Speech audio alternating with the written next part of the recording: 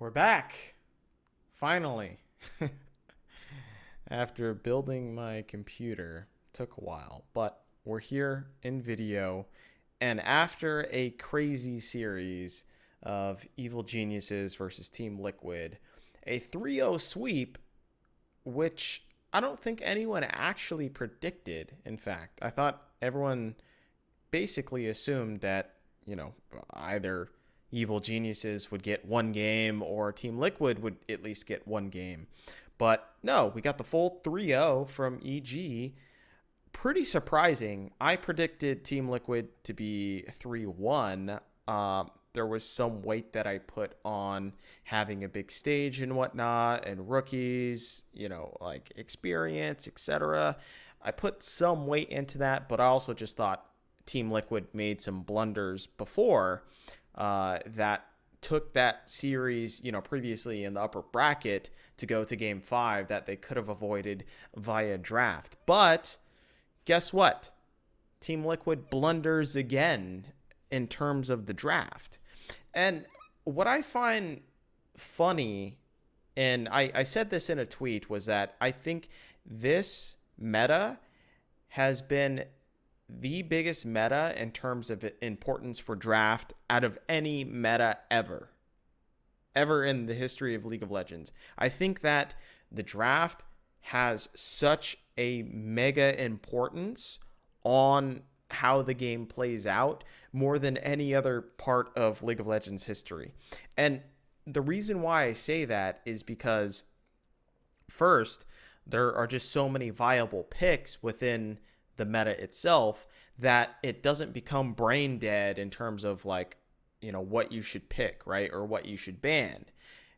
When usually there are certain power picks and there are certain meta picks, and everyone just plays into the meta and everyone just plays into, these certain matchups, and you just kind of handshake exactly what you want to play or what the enemy team should play, etc. Right? Like we've all, seen the Corki Azir meta type shit. So now the meta has become to where there are viable certain counter picks. There's certain different counter matchups that you can do. There's a certain way in which the draft flows to where it's actually to where you have to have a brain in order to draft. And so what we're seeing is we're seeing a lot of these draft blunders because there's so much viability in terms of how many different picks that you can go or how many different angles that you can go, and it's not entirely clear in how you should draft in a particular moment. So this is what we saw in EG's game against Team Liquid for the mega draft diff in game 2, and the fact that Evil Geniuses drafted Yasuo Diana and then Team Liquid responded with Ashe and Zyra, which is just like, you do realize after 20 minutes you can't play the game at all. And obviously Team Liquid extended the game via stealing Baron and then stealing Elder and then also getting Dragon Soul, but none of that mattered at all because your comp just can't do anything anyways. You literally can't play the game with that comp. So that essentially was just a major draft diff, and it's like Evil Geniuses basically just won the draft for their players. The coaching staff won the draft for their players.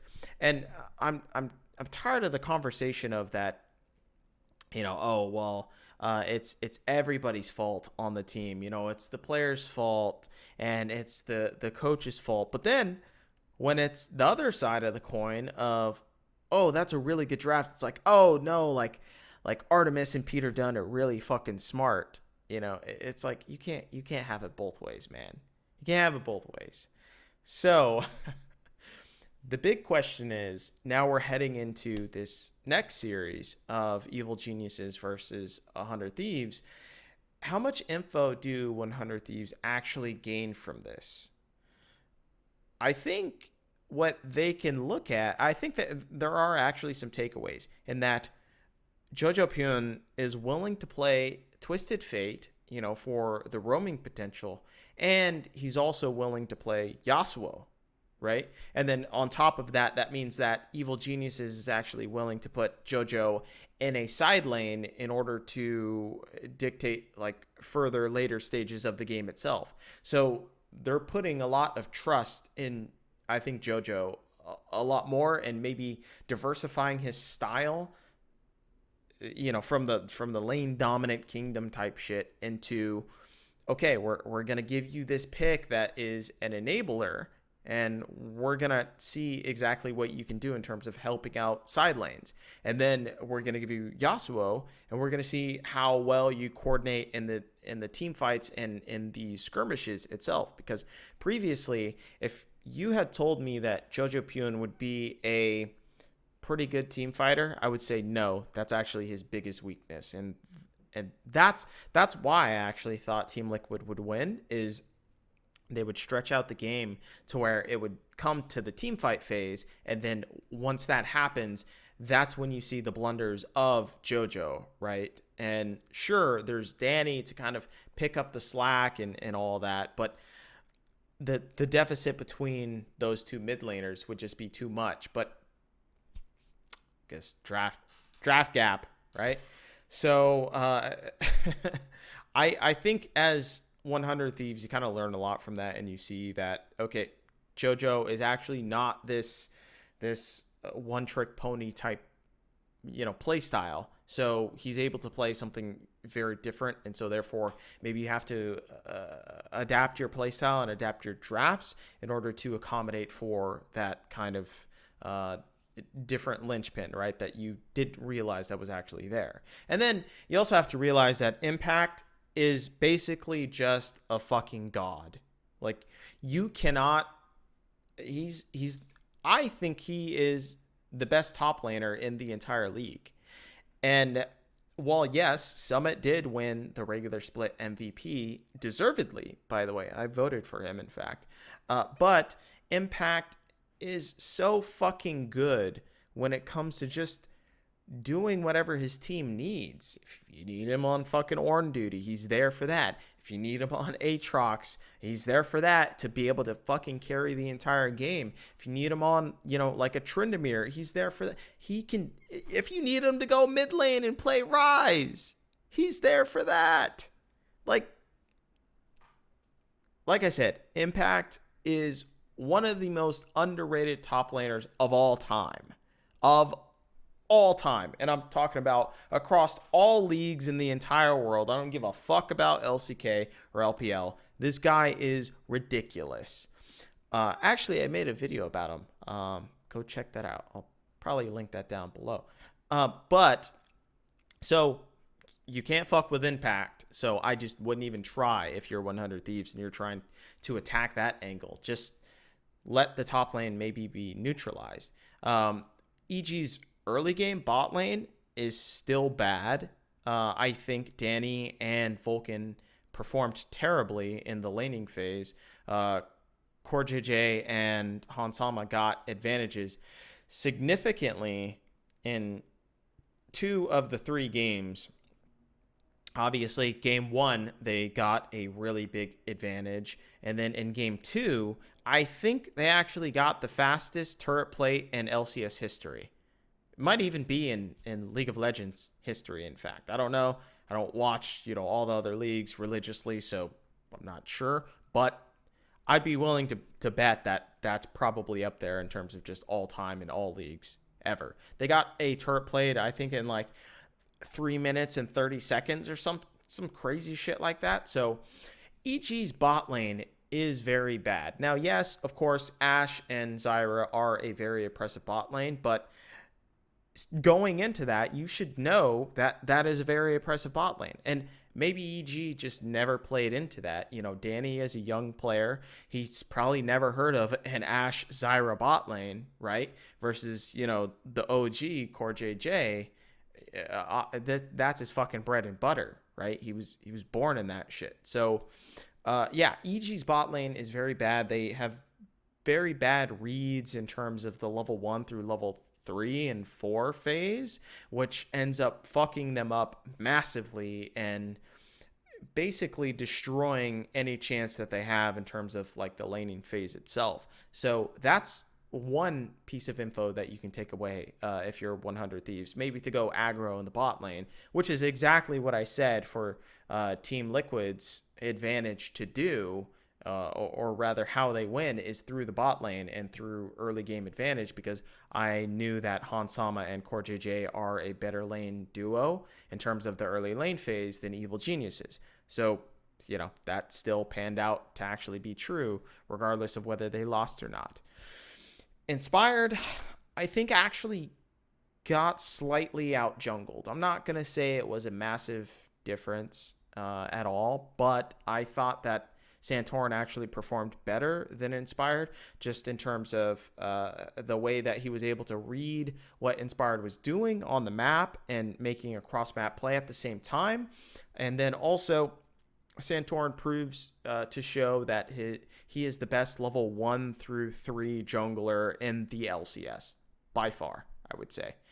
Just his creative pathing and his creative gank patterns allow him to take advantage of like unsuspecting victims, you could say, right? So that's something maybe if you're a closer to take out of Santorin's playbook and say, okay, maybe I actually go towards a more Santorin style of implementing a heavy early game strategy in order to snowball my lanes ahead. I mean, we saw this, I think it was in game 3 where Santorin played Lee Sin and he went up to top lane. I think it was at 3 minutes and 15 seconds around the crab spawn time, and that timing in particular is very important. And you could see Santorin playing around that time specifically over and over again, because that's a timing as a jungler to where it's something that you can take advantage of, and you could say, okay, if the jungler hasn't been up here by now,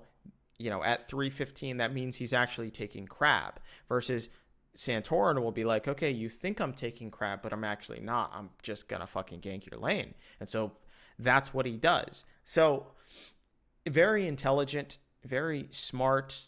He also got an advantage in the mid lane by blowing the enemy mid laner's flash early on as well too. So you could see that Santorin had the right idea, and he's very smart about the early game. And I think that's something that you can take advantage of from EG, given their blunders against Santorin. I think Santorin performed phenomenally this series, in fact.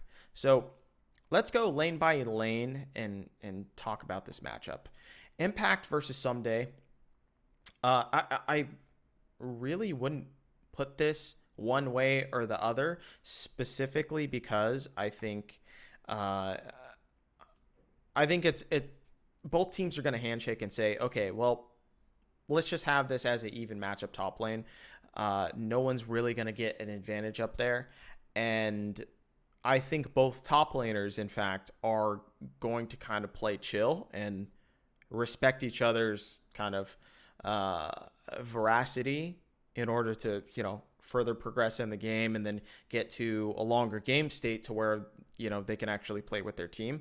So I don't think there's a real advantage here, but if I were to give it to one top laner over the other, I would say Impact. I think Impact has shown a much more flexibility historically and currently this split. While yes, Someday has been put on more carries, he's, given kind of a new role, but I think EG's flexible ability as a whole is able to actually accommodate if Impact wants to go towards more carry style or more towards like a bruiser style, etc., right? Like what we saw with the Aatrox in their series against Team Liquid. So I would actually chalk this slightly up to Impact, but it's not actually that big of a difference. And I think this is a better matchup than it was for Impact versus Bwipo.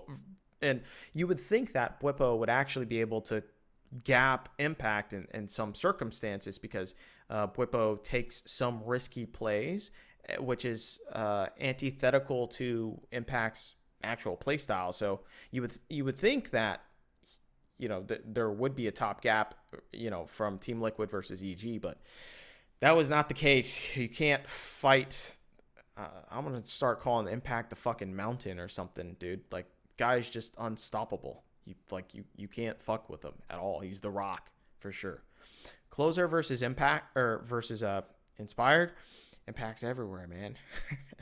uh, what's interesting is there's going to be kind of a weird game with this, and the fact that since Inspired is such a good player on Nocturne specifically, and Evil Geniuses are very good around playing around Nocturne ultimates and timers, is we're gonna see that as a second round jungle ban, I think, consistently, and so that's going to help out Inspired actually and EG's team when it comes to the draft phase and whatnot. But as far as both of these junglers are concerned, I think Closer is actually the better jungler. I just think he's really consistent. He is a really balanced jungler. He's not like super gank heavy. He's not super farm heavy versus I would say Inspired is actually more farm heavy. So I think Closer is just able to take or realize that there are more advantages on the map than what Inspired takes on is the fact that he doesn't seem to notice some of the plays that he can actually make, hence the whole Santorin thing. So, yeah, I would actually chalk this one up somewhat decently, heavily towards Closer. I think Closer is just the better jungler. Jojo versus Abdage. Actually, Abe played pretty good in the entirety of playoffs. I think he has actually stepped up his play, and he was kind of the missing piece when it came to the regular season, right? It was Someday at first, and how, traditionally Someday isn't given the tools to carry. He's either carrying his team hard and no one else is doing anything, or he's completely slumping and he's the reason why his team is losing. Now it's become, okay, now they are able to enable Someday, and on top of that, the rest of his team is performing very well.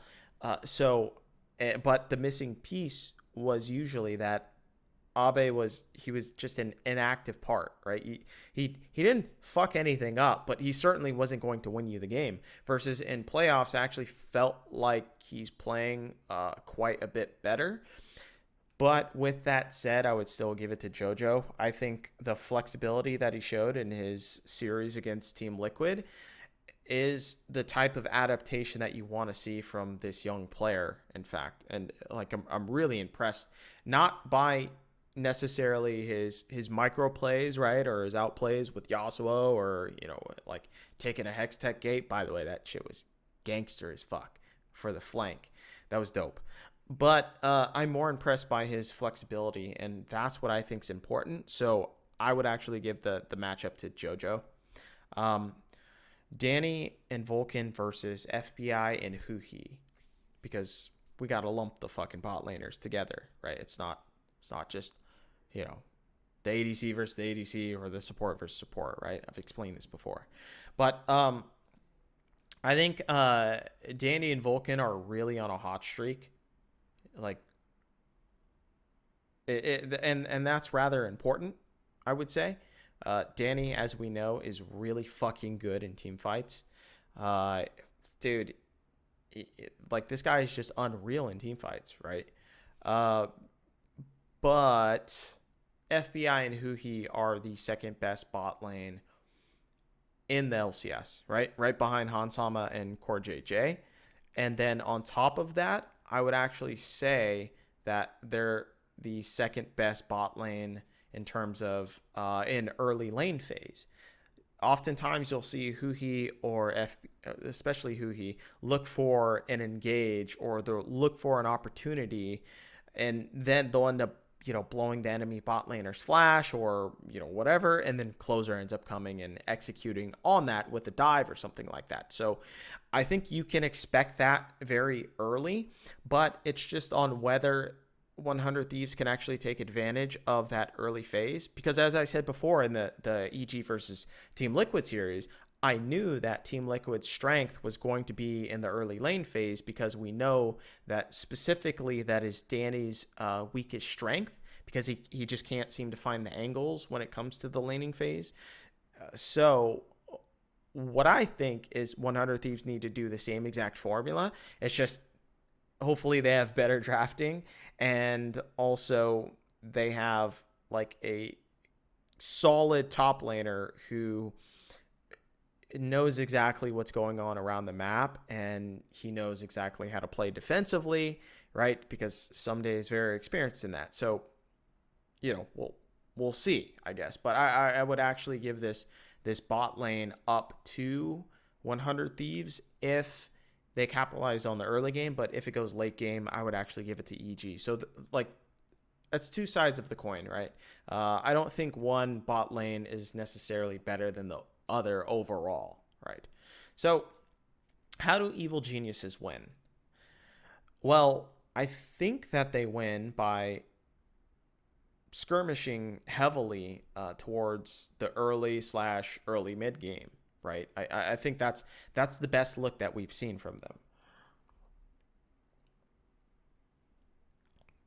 So skirmishing heavily towards early mid and then also mid game is just actually going to enable them to use their fucking zoomer mechanics. Like I really think that these guys are gifted when it comes to just making micro plays and just piloting their champions quite efficiently. Especially Danny. I think Danny's just really fucking good at that. And they also need to secure mid lane. Mid lane priority is probably the biggest thing that enables this team. And you see this consistently over and over again. The fact that once JoJo gets enabled, then he's able to actually take over the rest of the game. And now, like, also too, yes, if Impact is just stomping on his own, or if Inspired actually can enable Impact, which is crazy to say of ganking Impact's lane. Like, who's ever fucking heard of that? But yeah, that is also another way that they could win the game. But I think sometimes EG leaves their bot lane to dry a lot of the times. And so if Impact is not carrying, or, if JoJo is able to get punished also as well, then you have a disaster for EG, which is clearly their weaknesses. Also, I think Impact is once again more flexible as the top laners go in this matchup. So I actually think those are the two biggest strengths that you see is skirmish heavy towards mid early, and then Impact being more flexible is also a massive bonus. So play towards those strengths and also secure mid lane, and you should be good to go. And I know that sounds like I'm saying like, oh, so, all you need to work on is map awareness, ward placement, item bit, like that's all they need to do. Like, no, it's I think because there are certain percentages that you put into those different pools too of, okay, well, let's try and create a team comp around skirmish early mid, and then also let's try and secure mid lane as well too. Like those things are still in sync, so you can do that on top of also Impact being flexible and whatnot. So they're just varying percentages that you can place into all these different pools and whatnot. How does 100 Thieves win? Well, I would say Closer just takes over the game completely. He's able to do it. We've seen him consistently do it, in fact, and far more than Inspired also, by the way. So I think there is a significant advantage in the jungle position, and it's 100 Thieves' job in order to enable Closer to be able to do that and to be able to take over games and whatnot. So I think that's where you find the majority of your advantage in. And then also just win 2v2 bot lane. Just Huhi, FBI, go ham. Just fucking try and slam it. And I think if anything, that Evil Geniuses versus Team Liquid series exposed how bad Danny and Vulcan are in the early lane phase. I would actually put it more on Danny than I would on Vulcan, because Vulcan was actually he was pretty good, when he was with Sven in terms of like the early lane phase, but they still played conservative, in fact. So you could see that the tendency of Vulcan is actually to play conservative. And so when they get aggressed on, they really don't know what to do. And so that's where you need to take the advantage of if you're 100 Thieves, right? Draft phase, 100 Thieves just needs to be consistent. Just stick to your game plan. Don't do anything crazy. Don't get too cute. Just stick to your identities as players and as draft phase is concerned, right? Someday, play weak side if you need to, or and then also their top lane for carries, as far as like someday is concerned, isn't really a strong identity. We saw them fall apart as they continued to try and force that trend, and it actually didn't end up working. And along with that, of course, like the meta shifts and whatnot, but still. And then you have Abadage. It's just like, dude, just try and play some stable mid lane that is able to play consistently. Don't try and affect other lanes with roams. Don't try and like get too cute with it. Don't try and be an enabler. Just build up towards the late game, and then you're going to be our late game insurance. And then obviously bot lane 2v2, Huhi, go ham, do engage champions, FBI, just try and take advantage of that as well too, and work from there. So 100 Thieves just don't really need to change anything up. And in fact, I think it's EG that need to change up their draft phase in order to be able to fight the brick wall that is 100 Thieves. EG can afford, I think, also too, to play towards the edges, right? I think that's one of their main advantages in the draft phase. TF, Aatrox, Diana, Yasuo, like this energy is really good, because then it might throw off 100 Thieves to be like, oh, should we just change our style, in order to combat this? Do we need to do anything different? And they might actually start to think outside the box and then go towards a style which they aren't comfortable with, which will fuck up their entire draft plans. And I think that's actually the beauty of what 100 Thieves do as well, is they invite